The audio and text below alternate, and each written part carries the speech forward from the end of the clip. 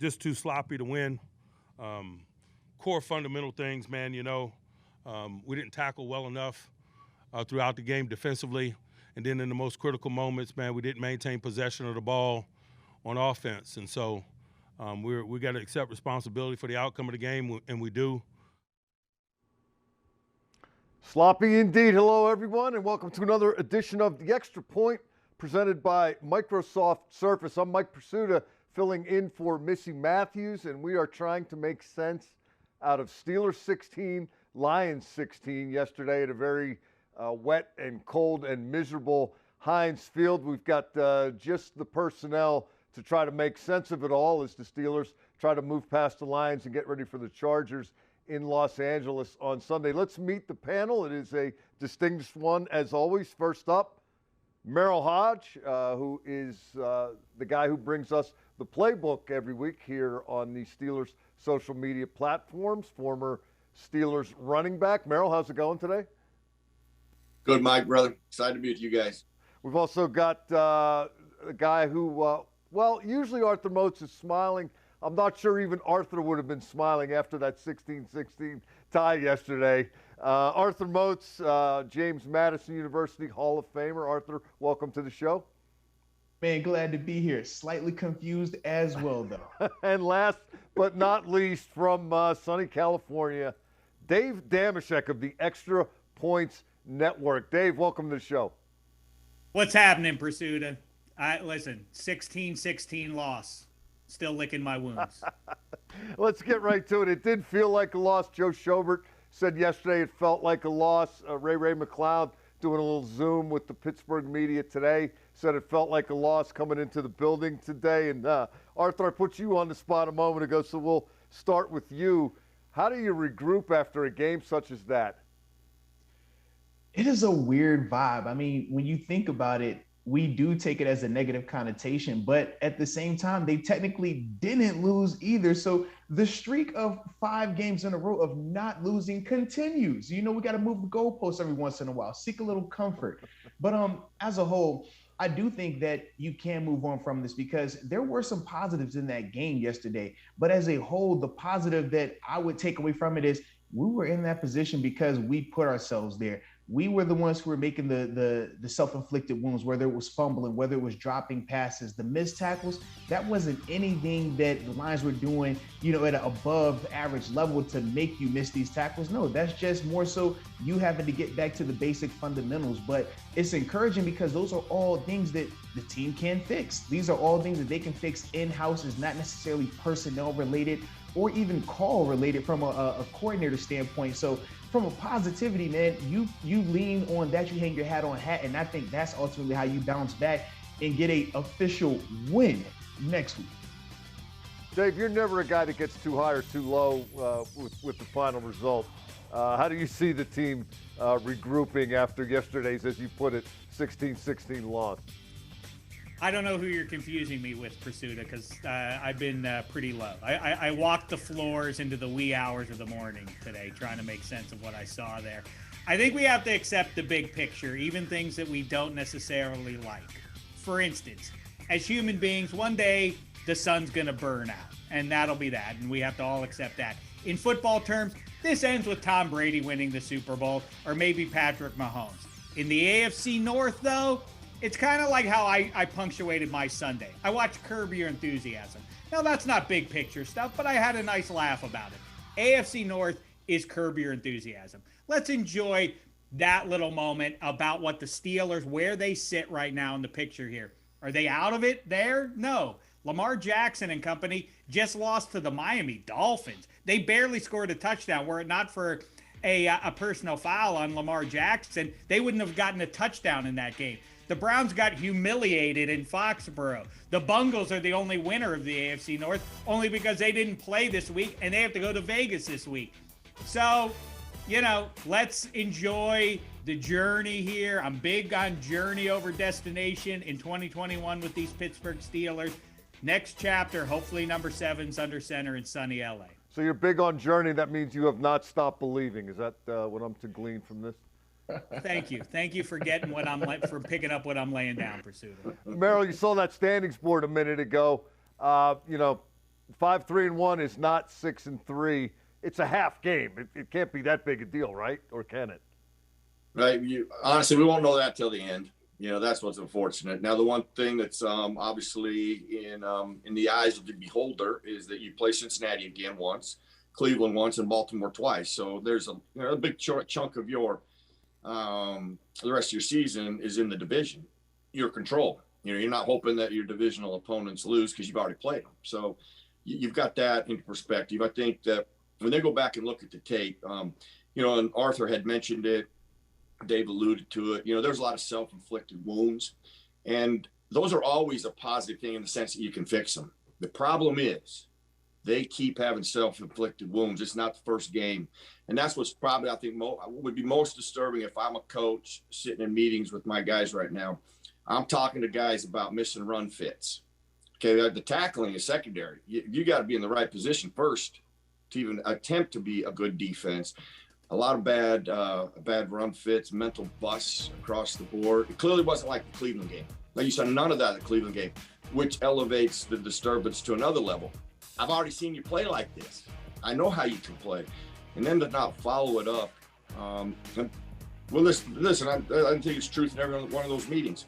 This is not NFL football. You're not going to win a championship doing this. You can't be this inconsistent and win. We clearly have seen you play in ways that look like championship, and then others that have not. And it's swaying more to not than is. That's only positive from it. It's just disturbing it's happening at this point of the season when you'd really like to see him be much sharper like they were several weeks ago against Cleveland.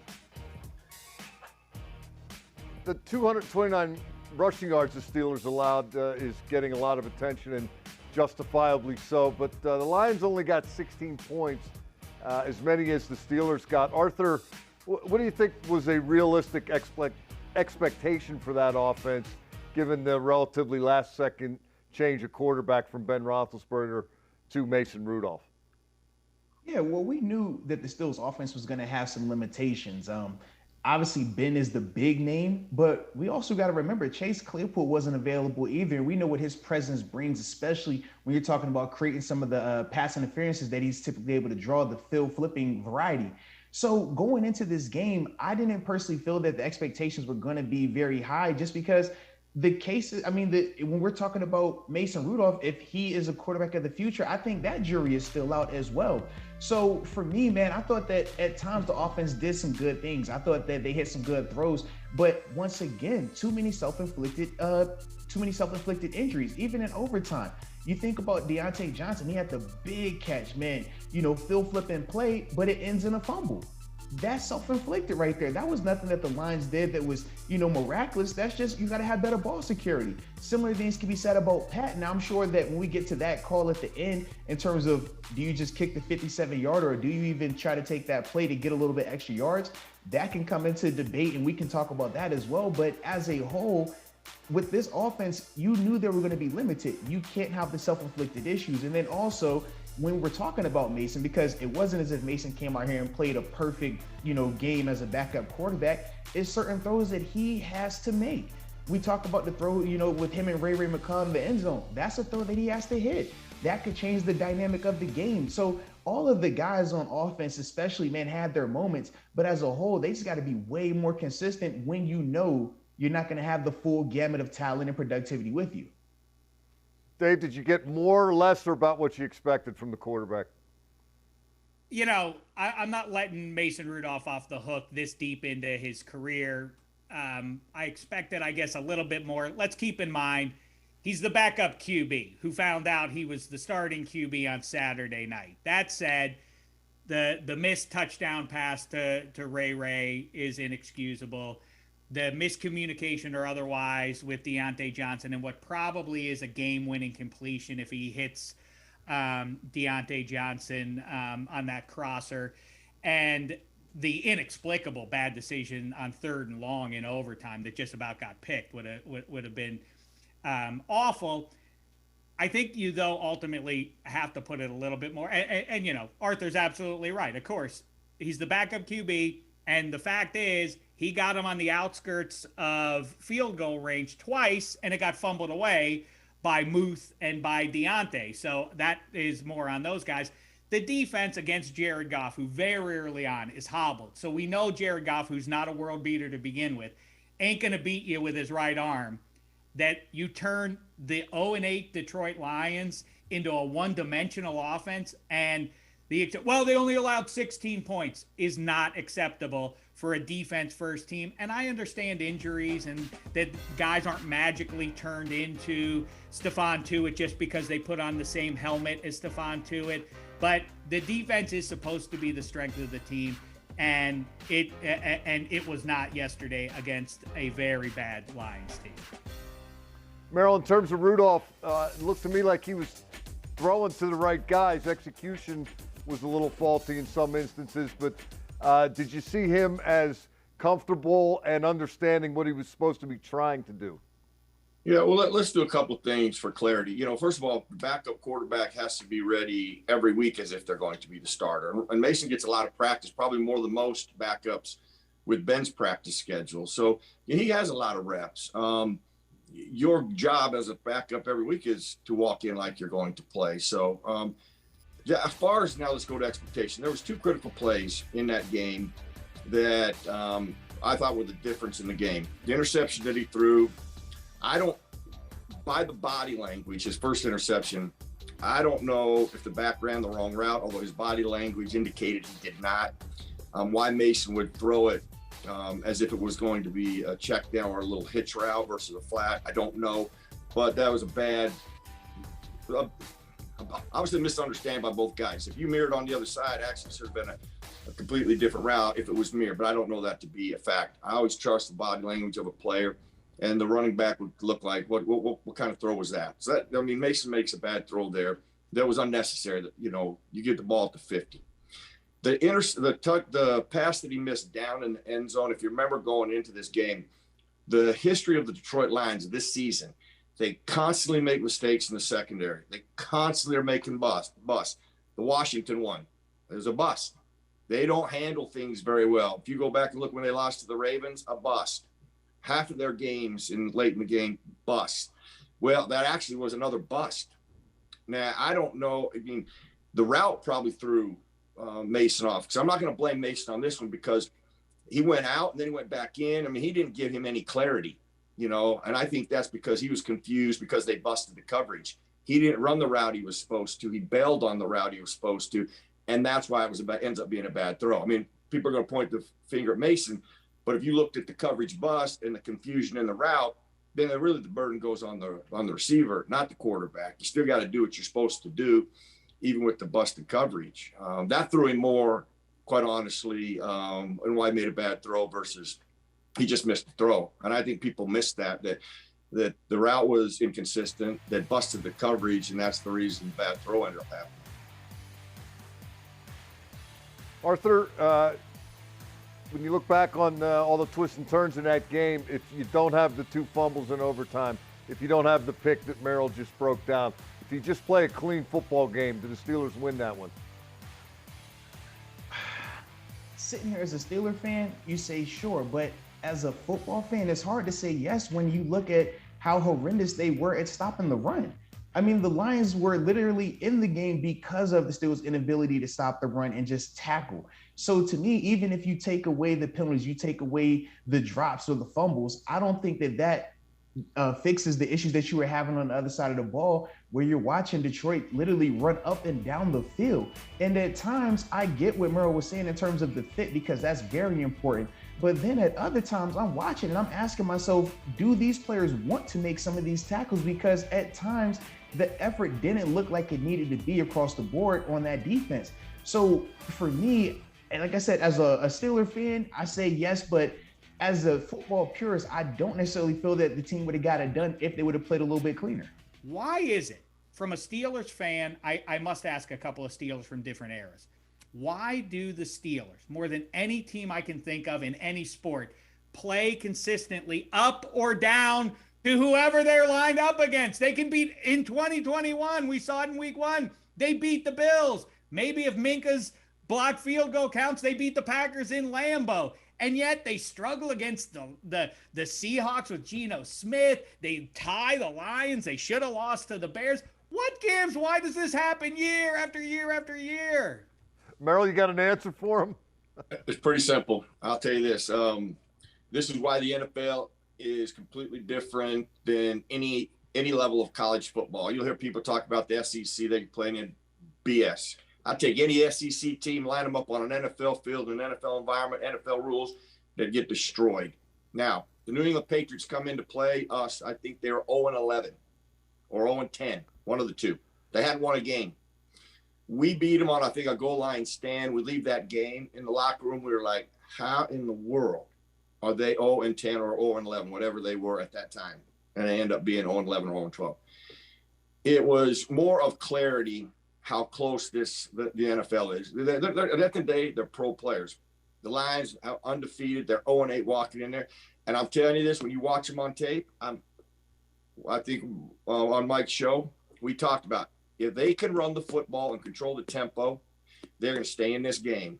And it's exactly what they did. It's because they haven't won a record. I mean, don't have a winning record. Just because they may not have any explosive ability in their offense, they're still pro players. And, almost a decade of playing, it's just honestly how it has always been. In fact, I think the league's actually more tight now than maybe it was when I played, based on the coaching that exists and the players that exist. You have to ignore the record. But I have no other explanation but that, because I experienced that.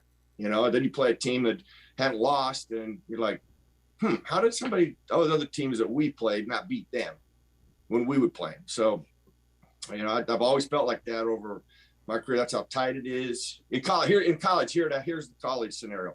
Most of the time, my guys are better than your guys. In the NFL, my guys are just as good as your guys. And it's going to be a fist fight in the 50 in the National Football League. It doesn't exist in college. They play on the perimeter, and it's not like that.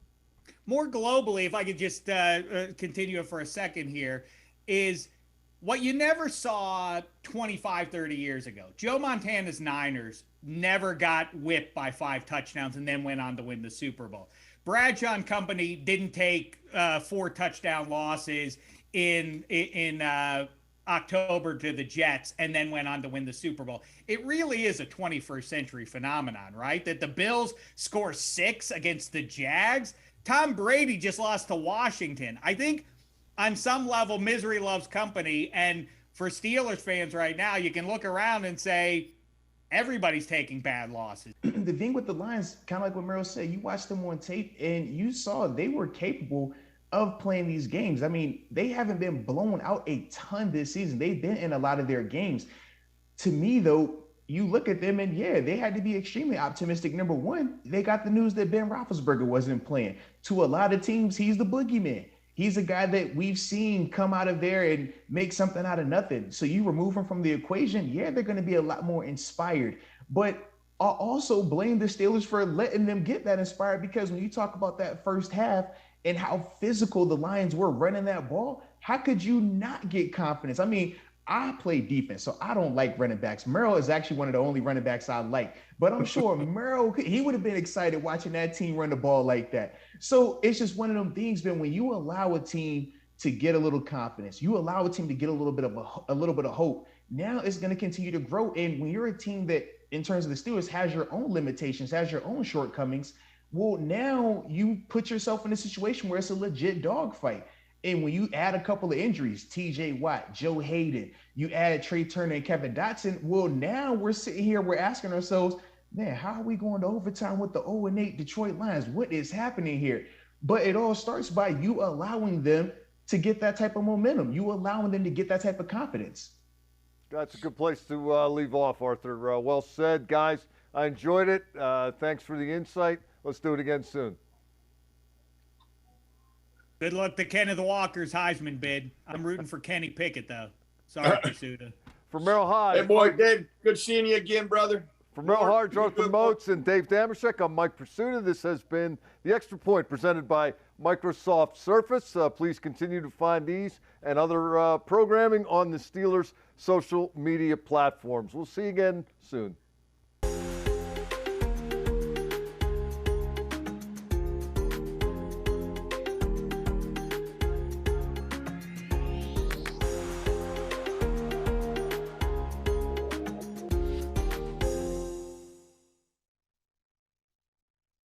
What's up, Steelers Nation? It's James Washington. Thanks for watching the video.